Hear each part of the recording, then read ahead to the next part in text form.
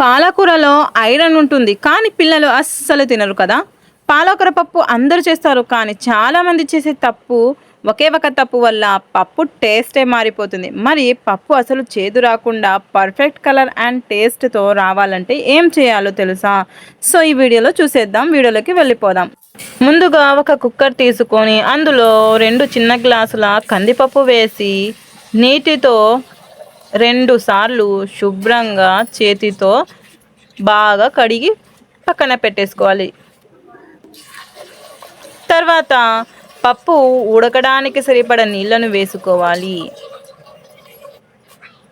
ఇప్పుడు సన్నగా తరిగిన పచ్చిమిర్చి, ముక్కలుగా చేసుకున్న టమాటా పండ్లు, కొద్దిగా చింతపండును, ఇంకా మంచి ఫ్లేవర్ కోసం సన్నగా తరిగి పెట్టుకున్న కొత్తిమీరను వేసుకోవాలి. అలాగే ఇప్పుడు కొంచెం పసుపును, 2 టీ స్పూన్ల కారాన్ని వేసుకోవాలి. పప్పు మంచి రుచి రావడానికి కొంచెం జీలకర్రను, 2 టీ స్పూన్ల అల్లం వెల్లుల్లి కొత్తిమీర పేస్టును వేసేసుకోవాలి.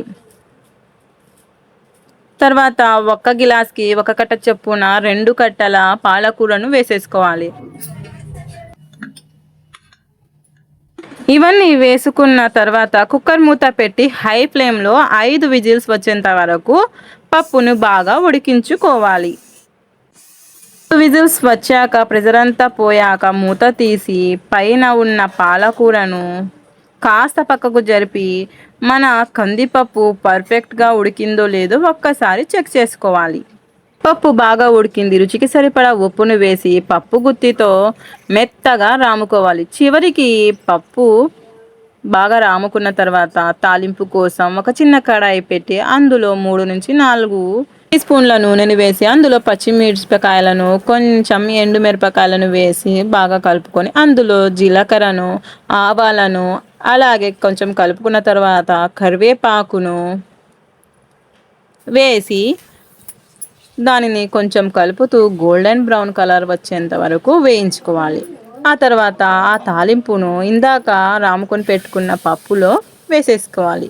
ఇంతేనండి, రెడీ ఎంతో రుచికరమైన పాలకూర పప్పు. మరి ఇంకెందుకు ఆలస్యం, మీరు కూడా ఈరోజు ఈ పాలకూర పప్పుని వండి మీ ఇంట్లో వాళ్ళకి తినిపించండి. ఎలా కుదిరిందో కింద కామెంట్ చేసి చెప్పండి. ఇలాంటి మరిన్ని టేస్టీ వంటల కోసం మన ఛానల్ను ఇప్పుడే సబ్స్క్రైబ్ చేసుకోండి. Thank you for watching.